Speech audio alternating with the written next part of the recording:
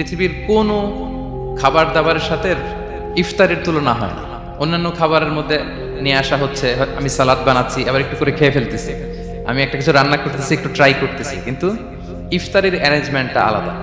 কেউ ট্রাই করতে পারতেছে না, শুধু আনা হচ্ছে, টেবিলে সাজানো হচ্ছে, রাখা হচ্ছে, দোয়া হচ্ছে, বারবার ঘড়ির দিকে তাকানো হচ্ছে কখন সেই মুহূর্তটা আসবে।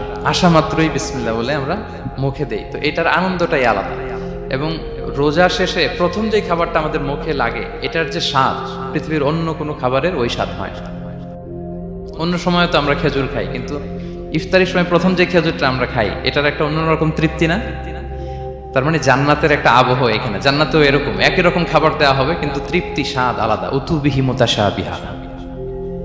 দুনিয়াতে যে আমি ওয়াটারমেলন খাচ্ছি, জান্নাতেও নাকি এটাই দেয়া হবে।